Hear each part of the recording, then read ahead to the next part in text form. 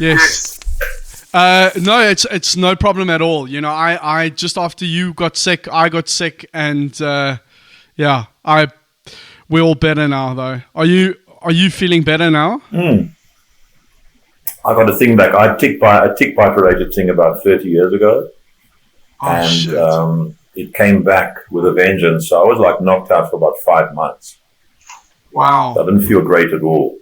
But anyway, we all back. Now I'm back to normal. I'm in limbo. I'm waiting to go to America. So I'm waiting for my green card. So it's all good. Pierre, how long have you been in South Africa for now? Now it's going on 4 years. Because I was away. I was away for 35, I think. Yeah. And then I came back and I was working on the BST electric motorcycle in Joburg. Yeah, so now. And there hasn't been any stints overseas between that, or have you been there full time? No, I went to visit. I went back to Alabama. I've got a house there, Birmingham, Alabama. And I'd go and check about my house and say hi to people and so on. Went back briefly and then I came back. I was about there for 2 months. So. And when you were in the States, have you been in Alabama pretty much the whole time? Yeah, I stayed there the whole time. Everybody was on lockdown, basically. You know, we couldn't do much. What is Alabama like? Because it's one of those places that on paper doesn't sound so great, but a friend of mine did a trip there, I don't know, about 10 years ago, and it looked really beautiful. It's really, really, really beautiful. I mean, don't go on road trips because if you don't like trees, so there's no landscape. I mean, if you drive from Alabama, Birmingham to New Orleans, it's 5 hours of trees. And every now and then there's a little filling station on the left. So you basically just trees left and right. So it's not like driving through the Karoo or anywhere else, you know, it's kind of, so I like it. The people are great, very friendly, very easygoing. The climate is it's a bit like Durban on a bad day in the summer. So it's not comfortable. You know, you want aircon. You now know why cars have air conditioning there. Yes. Oh, it's crazy hot, right? Yeah, it's hot. Yeah, and aren't there all sorts of are there alligators in the water? Or is that... Well, not in my house. Is that like... Not in my house. Okay. No, I don't... No, that's further down the road. That's towards... Okay, because other way. New Orleans way and so on, you get on to Florida, but not... No. So it's not as ridiculous as somebody asking a South African if there's lions running in the street. It's close. No. The fascinating thing is Alabama has actually got the biggest concentration of mollusks in the world in their rivers. And you wouldn't expect that. So it's unbelievable there. It's a very big, you know, there are lots of birds and the nature's fantastic. And, you know, they used to live off mussels, the Native Americans used to live off mussels off the riverbanks. So it's quite interesting. You start finding out more about the state. So it's a cool place. I remember my friend he didn't get approached by an alligator, but he got bitten by a brown recluse, and he didn't even know it. But they were basically, his cousin, I believe, was working in this bar, and they used to go and hang out there every night. And to get home, you could actually canoe home. And he obviously got home one night after a few too many beers, and he woke up the next day and he was all red and flustered, and he had to go to hospital, and it turned out to be a brown recluse. It was pretty horrific experience. Okay. Well, you know, we've got rugby players that literally play with fire, and then they lose a test. You know, the guys that think it's nice to pour benzene on petrol on open fire. So I guess you could do anything in Alabama. We could do that as well. Jesus. Yeah. Pierre, listen. I want to get into like your starting out and how you became a car designer. I mean, I know. A bike designer. I know you started out in advertising initially. And then I went to VW. I was in Volkswagen in Germany for 3 years, and then I went to motorcycles. So, can I just ask, like, how? I know it said that you met Giugiaro, and that kind of inspired a trip over to Europe. How did that come about? It was quite funny. Just coincidence. A friend of mine from college phoned me one day. I hadn't seen him for a couple of years, and he said to me, he knew I like car design, so he said, Giugiaro is coming to town like 3 weeks from now. So I said, oh wow, cool. And he was going to go to a plastics conference in Port Elizabeth in conjunction with VW. So I, as you do when you're young and stupid, I spent 3 weeks preparing a portfolio on my desk at work, and my boss was so cool that they didn't care if I had body filler and making scale models on my desk next to my advertising work. So I worked for 3 weeks. I don't know how I ended up being so enterprising. I probably couldn't do it today, but I phoned up all the hotels. Well, it was easy. There were about 3 hotels in PE, luxury hotels. So I phoned around, and I found out where Mr. Giugiaro was staying. So I've sold my Olympus OM1, which is the only single value I had, got enough money for a plane ticket, flew down, and just turned up and phoned from the lobby. And they were there, fortunately, and he was kind enough to chat to me for half an hour. He was there, his son was only about 11, and so he had a nice chat with me, and he encouraged me to come visit him in Italy. So then I started planning my trip to go and visit him. And then over the next 2 years, I saved up money, and I got myself organized, and I built more scale models, did some more drawing work and sketches, and I went over to Italy, and I went to see him and everybody that would have me. So been in Farina, went to Bertone, Idea Institute. What was the other guy? There was another guy.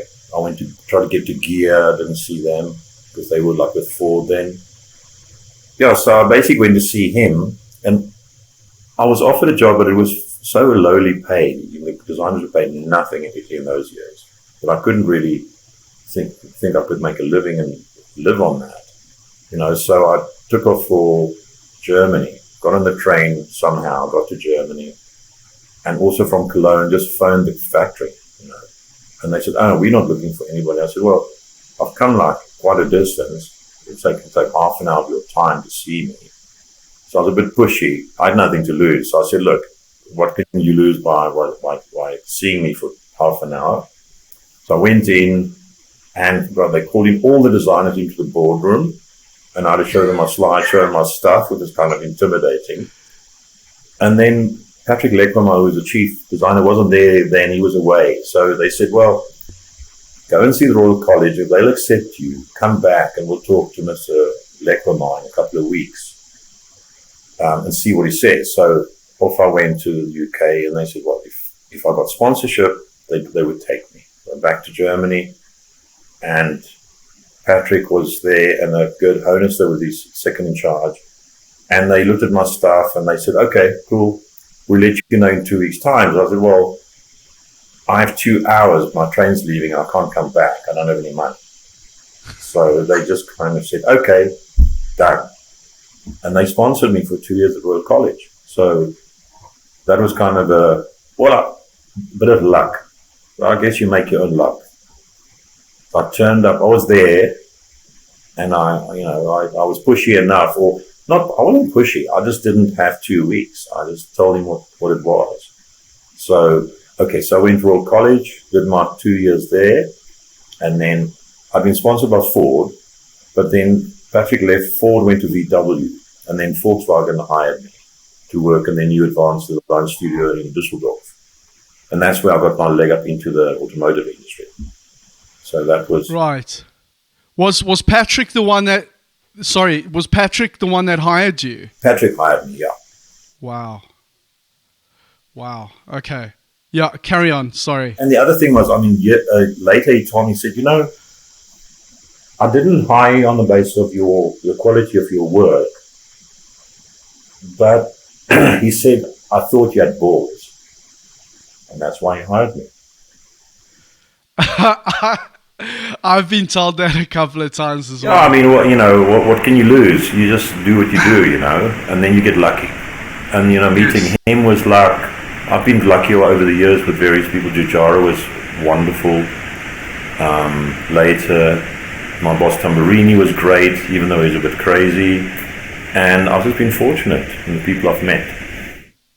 Pierre, who was with you at the RCA? I was there with Simon Cox, Mark. I can't even remember. I can't remember his surname. And the other guy is now head of design for Opel. Mark, also another Mark. But it's been so long. It's been 37 years or something. I left there. I can't even remember their names. I haven't spoken with them in all those years. Only Simon Cox I keep in touch with. So Simon Cox and another guy, friend of mine, Andrew McGeeshy, who was also, he worked with me in VW, then went off to the art center, and he's now living in the hills above Vevey, looking at the green pastures. Very nice. What was your experience like in Dusseldorf?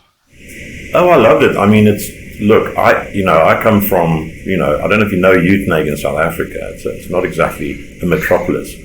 So my dad grew up in Uitenhage, and we've actually, somebody in our family, and I don't know who it is there's a street named after them called Offsevitz Drive. But neither here nor there. I mean, look, South Africa, things were simple. And as I said to somebody recently, we were we actually got television in South Africa when I was 21. Not our home, the country. So we didn't have computers, we didn't have cell phones, things were all analog. So if you wanted to get something done, you just had to do it. I mean, I became a designer really because I saw the Ferrari Modulo in Ottagono magazine in the local library when I was 14. And I decided, okay, that seems like a nice enough job. I'll go and do that. And of course, based in a place like that, talking about being a designer in Italy, people thought you were actually a bit touched and you'd fallen on your head a few times too many.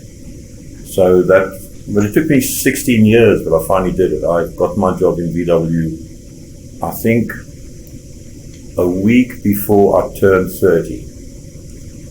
So from the time I decided, it took 16 years. And in between, of course, I went to advertising. It was the only job that was creative that I could get.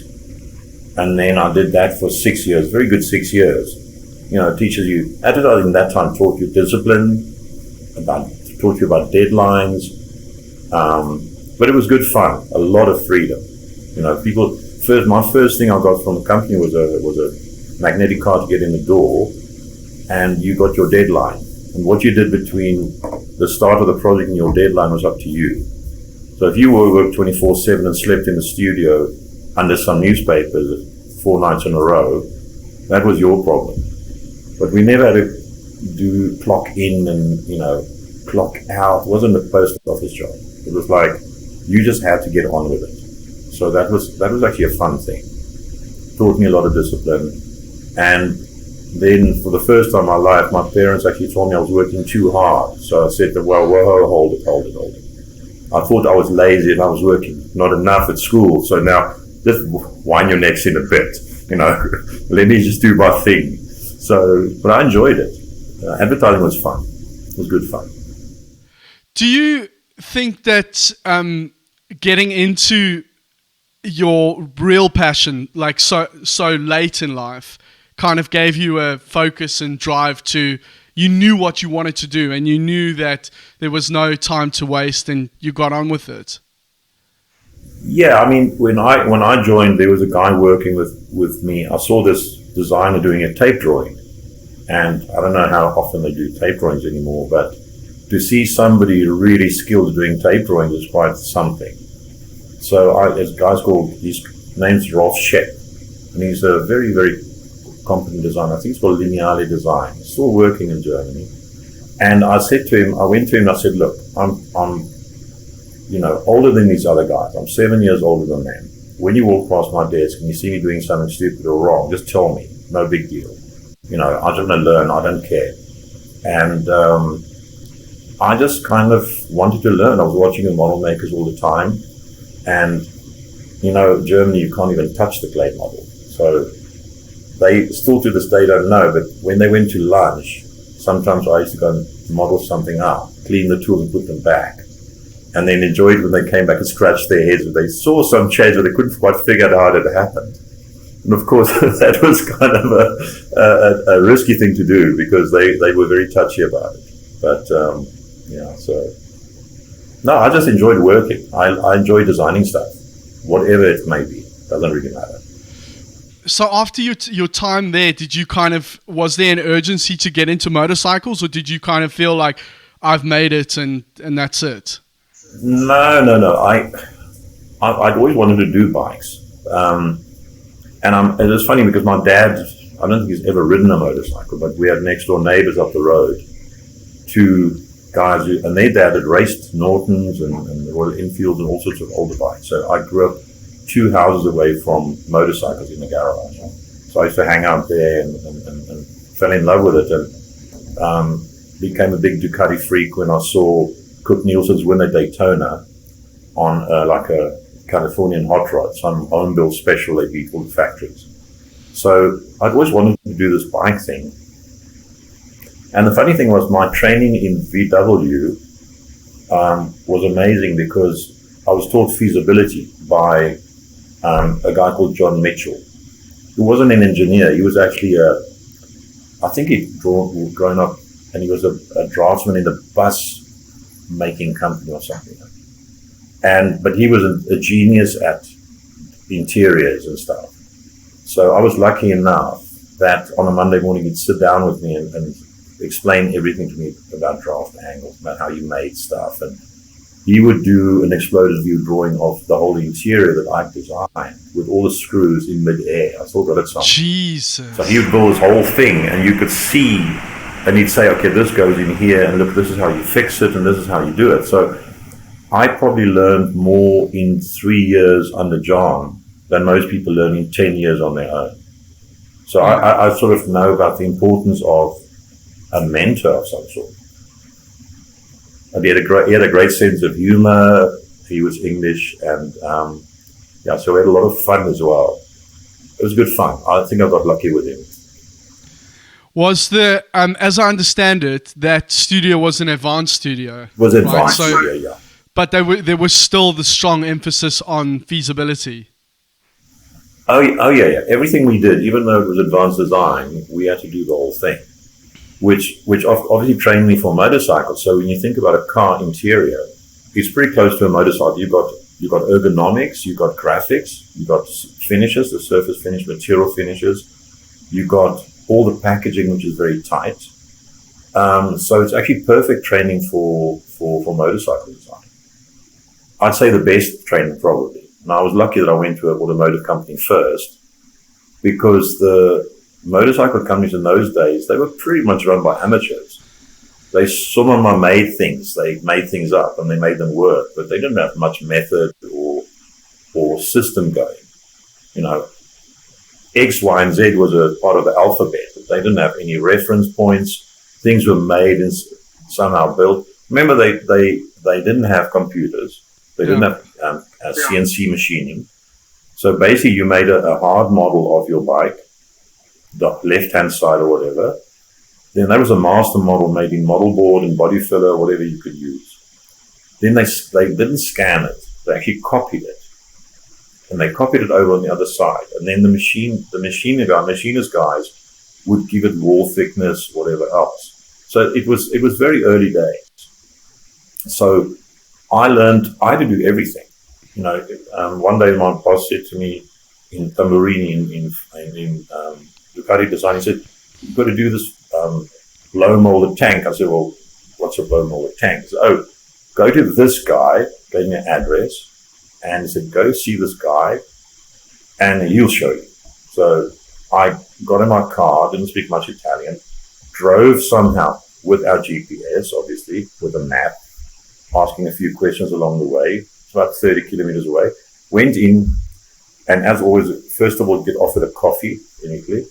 And then once the coffee's been had, you walked over to the machine. He said, okay, well, here we go. It's simple. Look at this. Tube comes down, two big tools. Watch this. And he says, okay, watch now.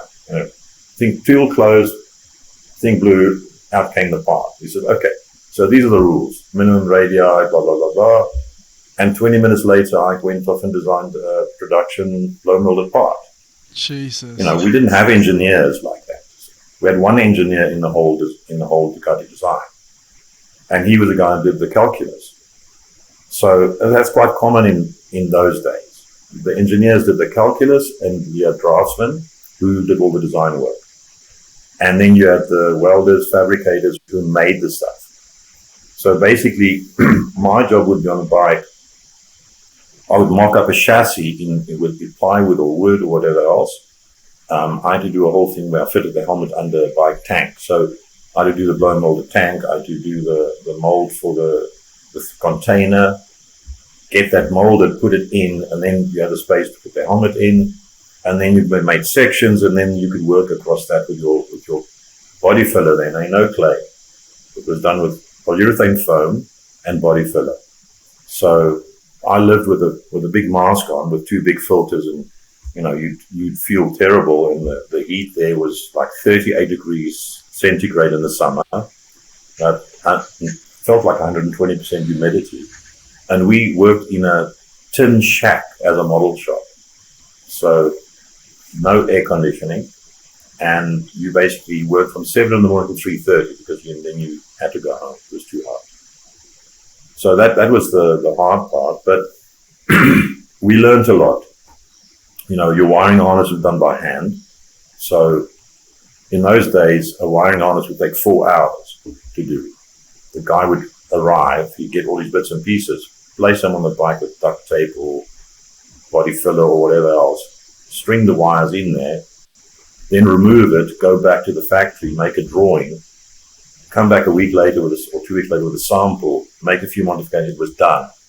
Now that job takes like a month on CAD, and it's done badly sometimes. So things have gone forwards to go backwards.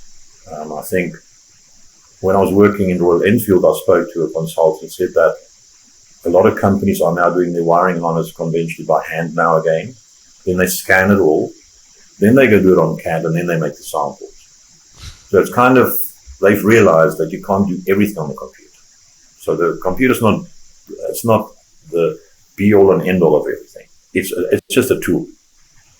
So I think that would be the trick, is to maybe go back to some of the older methods in some parts of the work, and of course use CAD all the time where you can. Virtual reality helps. Simple CAD programs, that you can buy now for like $300 can do what a $50,000 CAD program would do 20 years ago, and easier and quicker. So that I find fascinating. And of course, now any youngster can go and learn those skills. They're incredibly good at it. I think the skills of the young designers, when you compare them to 20, 30 years ago, is like light years ahead of what we did. But ideas, of course, is another thing. Ideas are something. What do you think? Sorry. No, it's No, it's okay. What do you think the trade-off is, though? Like, if you say that the youngsters nowadays have got all these technical skills that maybe designers didn't have 30 years ago, do you think that there's anything lacking in young designers now versus back then? I've had a recent experience. I think a lot of the young designers have never made anything physically. They've never done anything with their hands. I think things take actually longer sometimes now than they took in the old days. When I worked in Cagiva, you'd mock up a foam model in like a couple of weeks. 2 weeks you'd do a foam model in polyurethane foam and park it there, paint it in rough colors. And you could look at your proportions and stuff like that. And then management could decide, management being Mr. Castiglione on his own, the boss, And he'd walk in and say, I like it, do it. And off he goes. And then he went and did the bike. And now, of course, you have to convince a bunch of people, They could be ex-Procter & Gamble. Maybe they sold soap powder a week before, and now they become an expert in automotive design in a week or two, and they're in marketing, and they follow what everybody else is doing, and they look at what's successful, and they do their version of, but not quite the same, but just a little bit different, but not too different, and you know what it's all about now. So my feeling is that a lot of these youngsters would be very, or they would be helped by maybe doing some more conventional skills. Make a phone call model or something. You want to mock up something, go and do things with a couple of sections, look at it in a day or two, figure it all out, and then go and do your sketches. I think if everybody uses the same method, so you do side view sketches, three-quarter sketches, and you show them to somebody, and they expect you to make exactly that. That's why the stuff's quite, it's become quite similar, a lot of the designs, I think. Every now and then something new pops up, but it's not often. Because the motorcycle structure has become kind of standardized. It's almost like, if you look at phones, the iPhone came out, and I mean, that was like a nice copy of Dieter Ram's calculator, and one night later, Jonathan Ives is a superhero. But basically, it's a rectangle with rounded corners. But the stuff they stuck inside is amazing. But after that, I mean, how long can it take to do a phone now on CAD? You want to do 20 in a day? 40? It's become a commodity. Now, you look at a motorcycle and you get given, the whole front end is bought in from vendors. You may style the spokes a little bit. But you buy the whole thing from the front end, it's bought off the shelf. So you don't do that. The engine is already there. The rear wheel is there. So you basically have to put sticks on bodywork on it. And every factory is now so linked to their heritage that even though what their heritage is made perfect sense, say, in 1921, how much sense does it make today? For example, a BMW Boxer was perfect in 1921. It was, horizontally opposed, nicely balanced, had a shaft drive because the chains were rubbish.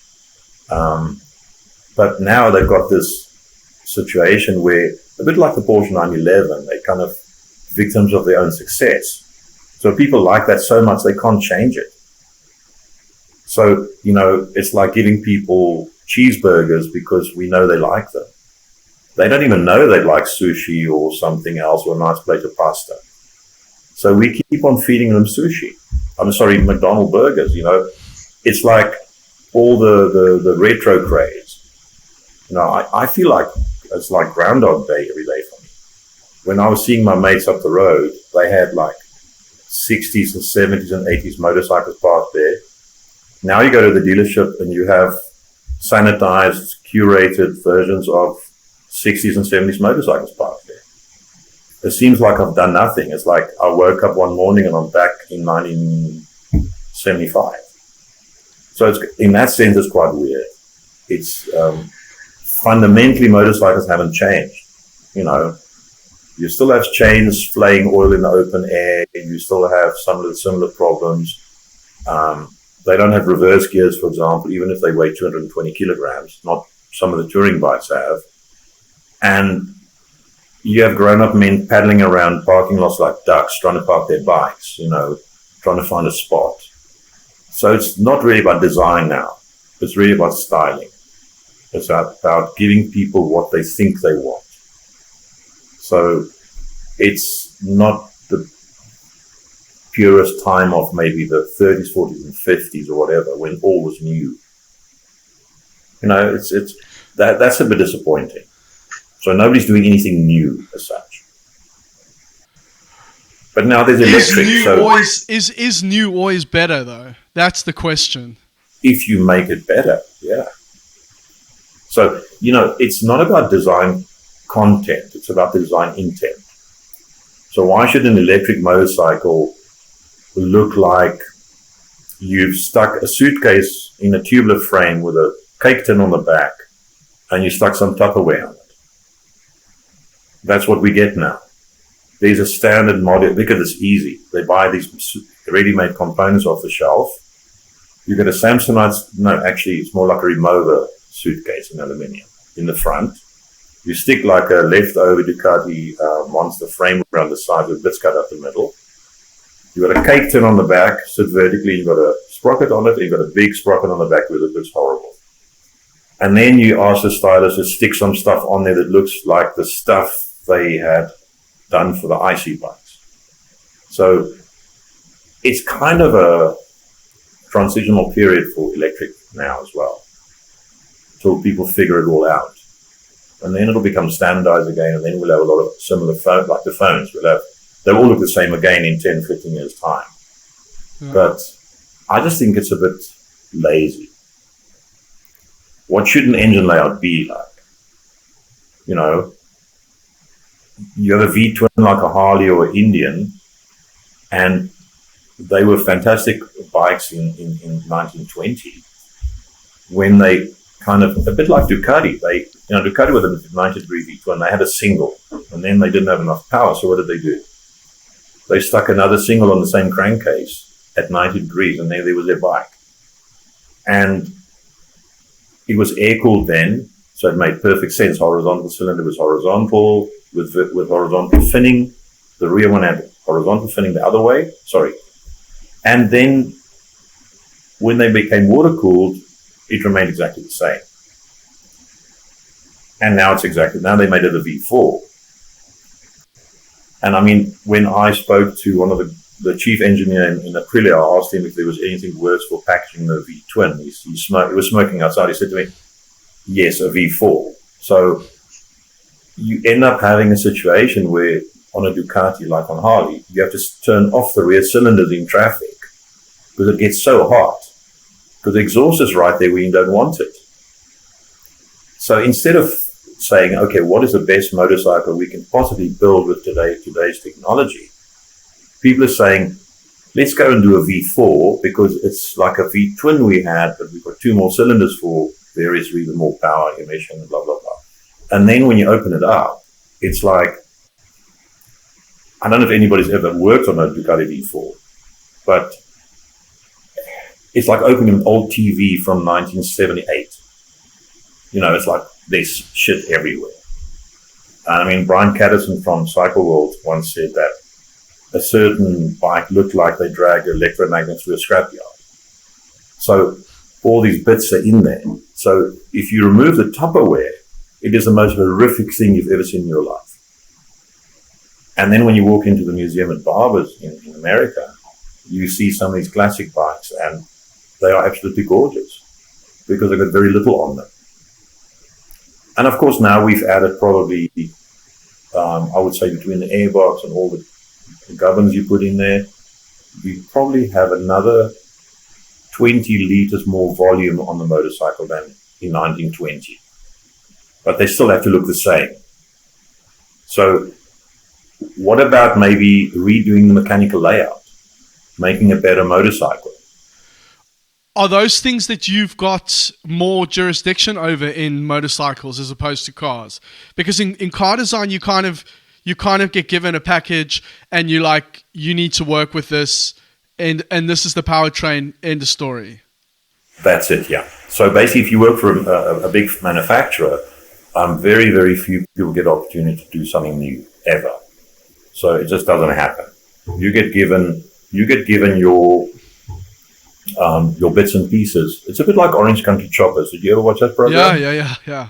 Basically, so one of my friends from MV Augusta, ex-MV Augusta, Adrian Moore's Orange Country Choppers, they just buy all the shit off the internet. I said, well, what do we do? You know, my sister could be the project engineer on a new motorcycle. She can phone. I give her a list of all the suppliers, and that's what she orders the shit in. So you get a disc brake from Brembo, you get a caliper, you get an Olin's fork, you get tires from Pirelli. The triple clamp is a flat plate with 3 holes in it that you then style, and the front end's done. So you don't actually design that. It's already there. So the back end is kind of the same. You get all the bits and you stick them in there, and you style the swing arm, and you've got a Pro-Link suspension normally, because that's what people put on. It's easy and it works, not patented anymore. Engine somewhere in the middle, and then they sling it to the designers. They put some bodywork on it, and then some poor soul at the end has to put the electronics in there, normally way too late. That's why when you're trying to work on this stuff, they are horrific. Trying to work on a bike like that, it's mind-blowingly complicated. That explains a lot. Yeah, I mean, look, it's gone from, think about it this way. In the 50s, I think, on two-wheel design, the 50s and the early 60s was like a golden age for design, in the sense that if you look at the scooter museum near Milan, and you look at the scooters that were done in Italy, also in Germany and the UK, normally it was one guy that did the whole thing. So he had to keep track of every single thing that was going to be done on the bike. So everything kind of fitted together and it all made sense. Today, you have lots of specialist teams of people working in isolation, mainly in isolation. Now, some guy will do an engine on a bench somewhere in his CAD program. At some point, he'll hand it to the chassis guy. We'll stick a chassis on it. Then they'll give it to the guys in the styling department. We'll put some Tupperware on it. And then the poor guy who got the short straw has to put all the electronics in it. And then when it gets to the mechanics, they all bawl because they pull out their hair within the first 3 weeks. And if anybody wants to talk to the mechanics, ask them. They suck. It's like they're terrible. And they're all terrible. That's the problem. And how do you change that? By fundamentally redoing what a motorcycle can look like. When I worked for Goodsey, the V-twin that they have, I remember the first time I saw the motor, it was the size of a small planet, and it looked awful. And I didn't sleep that night, and I thought, now what do you do? So I decided to make the engine the focal point of the bike. And then because it's a V-twin, all the bits in the middle were free. So the show bikes we did for EICMA way back had no wires in view, not a single one. You could actually lift up the bodywork. Within 15 seconds, you could service everything. And I was asked by the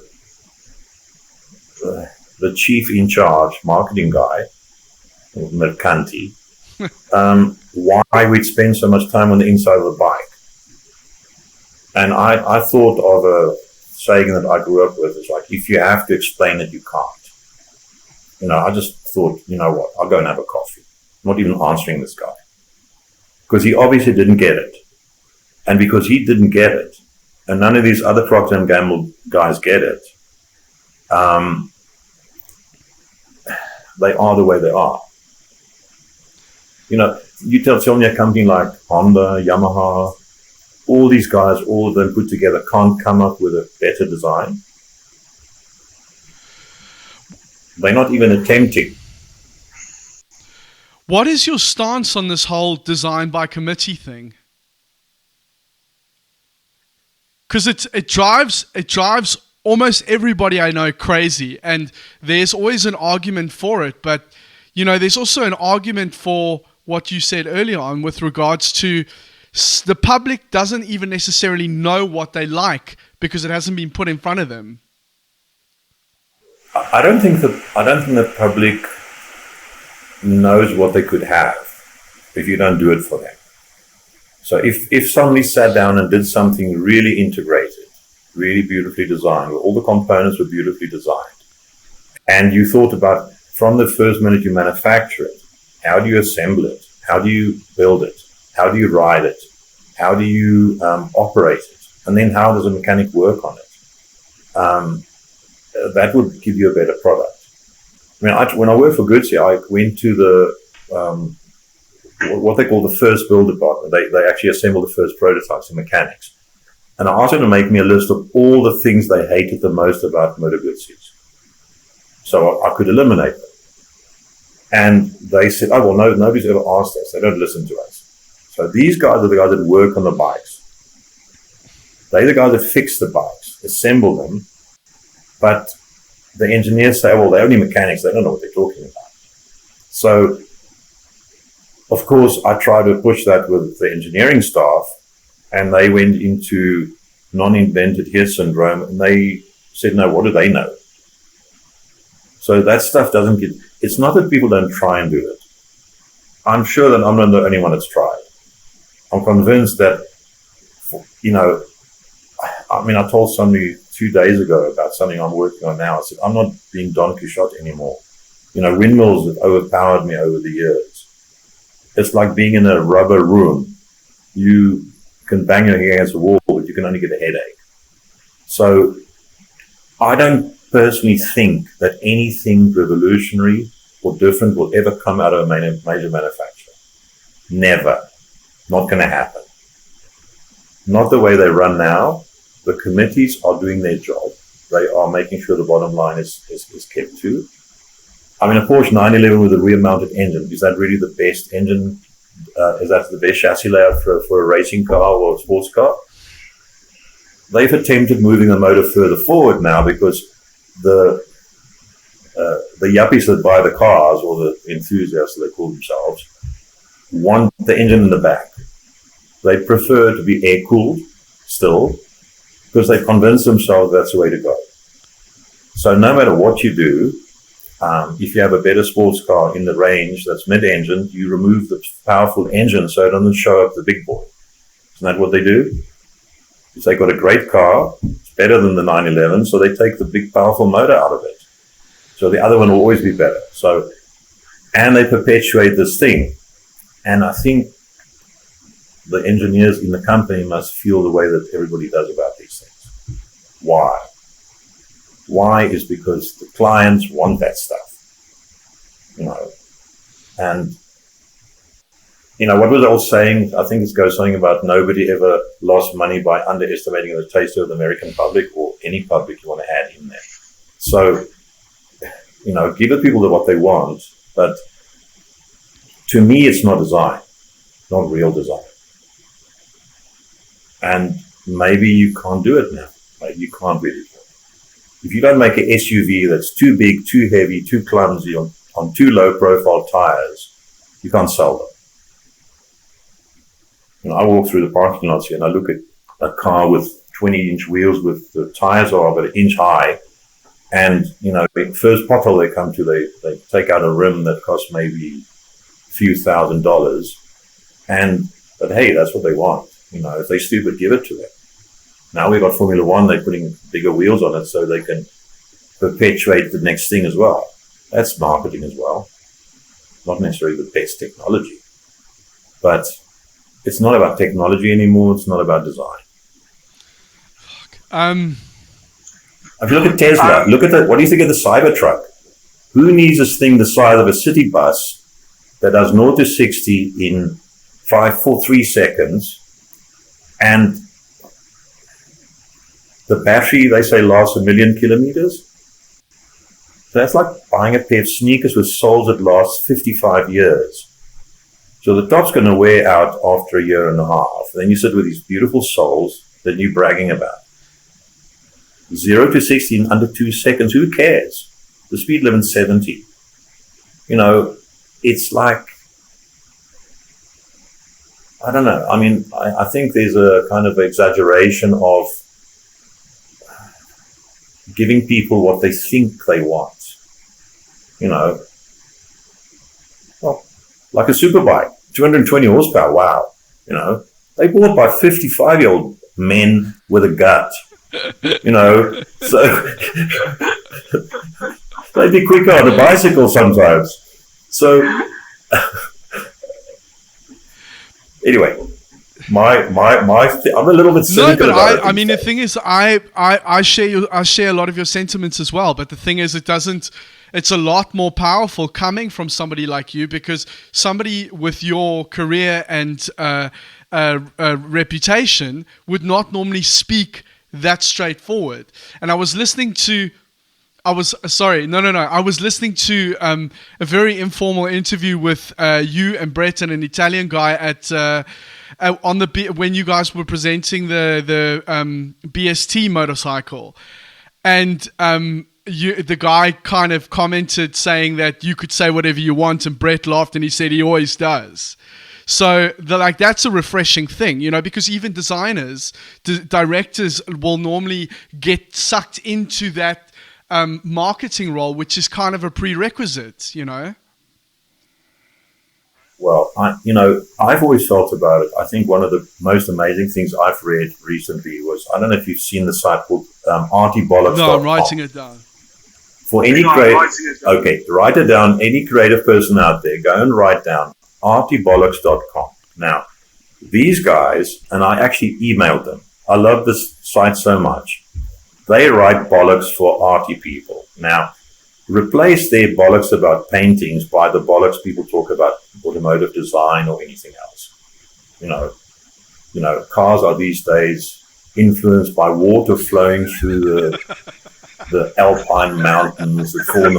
bullshit, and it's kind of, it probably impresses somebody sitting having his second latte over his beard and having his avocado sandwich, but it's kind of depressing, But I actually contacted the guys. I said, "You are geniuses. I love what you do."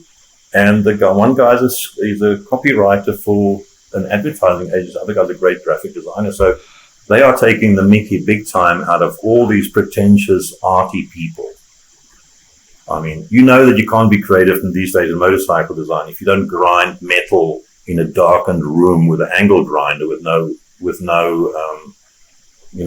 mask or no safety glasses on.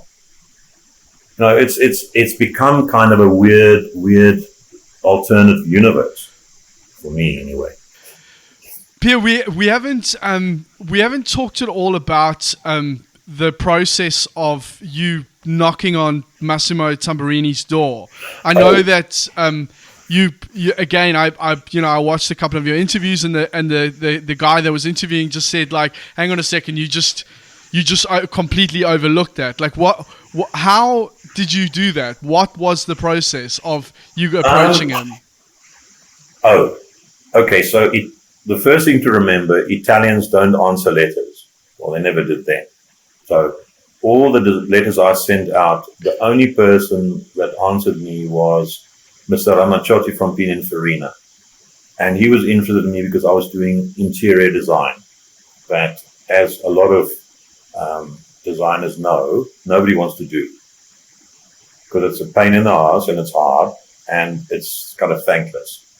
It's nicer doing a flash exterior, but so he answered me. So I thought, okay, fine. You don't want to answer me, fine. So I got in my car and loaded up and I drove to Italy and went and knocked on doors. So I went to Aprilia first. The head of the company wasn't there that week.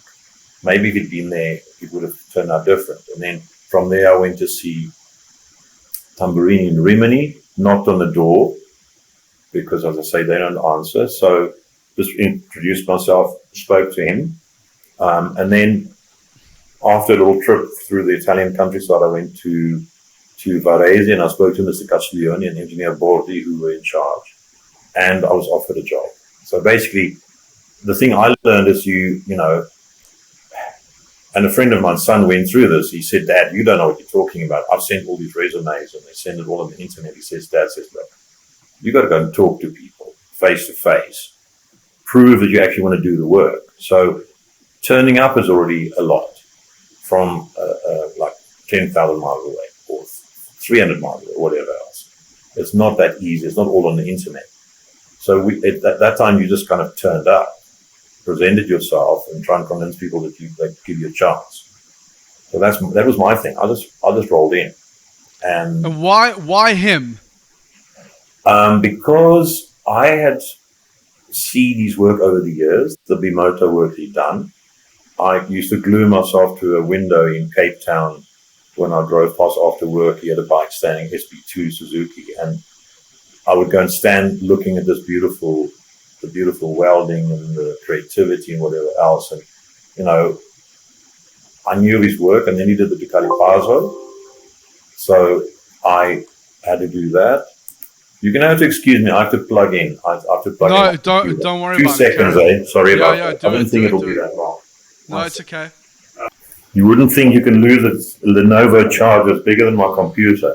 So anyway, now we're fine. Okay. No. So where were we? Ducati. The SP2 in Cape Town that you used to go and stare at every night. Okay. So my thing about Italian design started with a Modula, but there was also, on my way back to college, there was a 246 Dino part. I used to go and look at that through the windows, and then later I would look at Tamburini stuff. The Bimota stuff, I love that.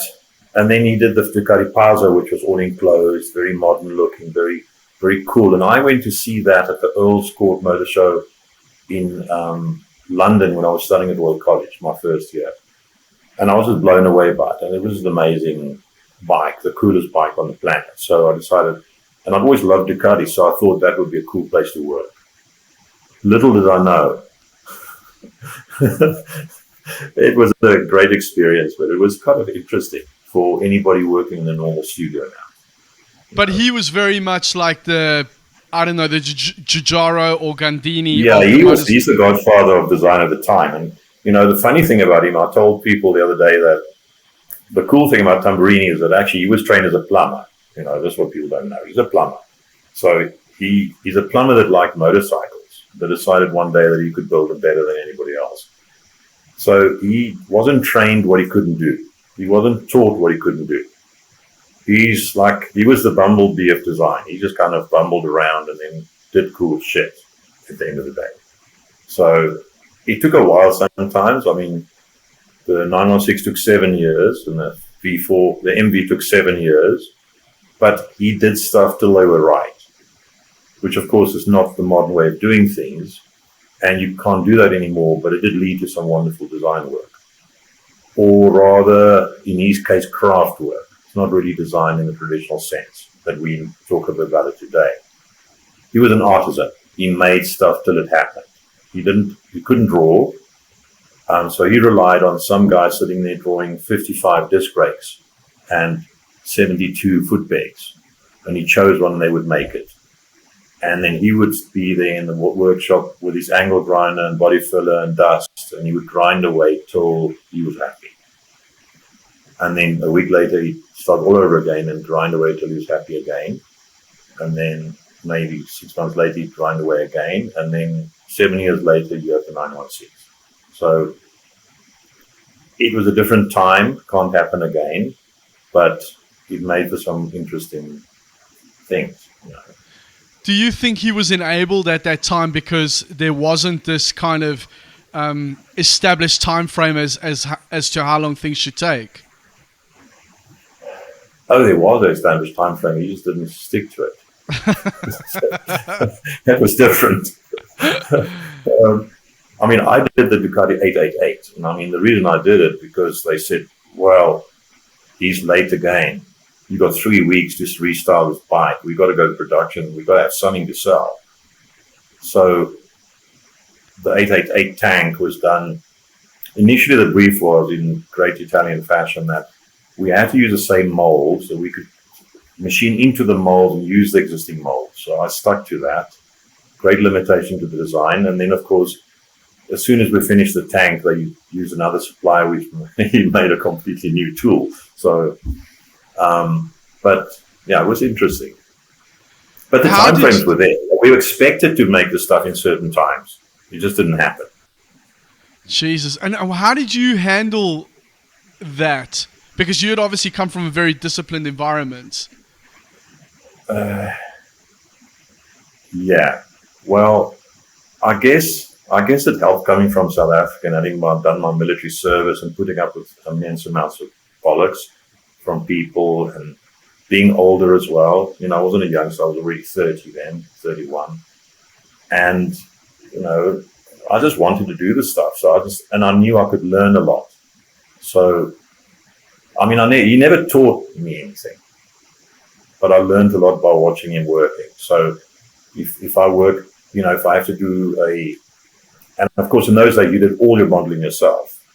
So you did your modeling, you did it in body filler or whatever the hell it was. I was the first guy to use clay in Italy for anything. So I introduced the gold clay and I did the Ducati Super Mono in there. And I actually had Bertoni contact me to find out about release agent. We were in those early days. And the funny thing was, I didn't use any of the commercial release agents. I actually used gray primer on the clay, and it worked better than the stuff that they were suggesting. And to this day, I don't know why, but we took a 6-foot-long piece of wood, put a lot of clay on it, put different things on there, laid up, and saw where it worked the best. So it was very early days. We experimented. So, I'd watched clay being used, obviously, in DW. So to me, I knew about a plate, about reference systems, what X, Y, and Z did, and then spent the next 20 years trying to explain to the guys in the company that they were using aeronautical X, Y, and Z, and it was difficult. It was early. Pre-CAD, I saw the first CAD in 93, was AutoCAD 2D.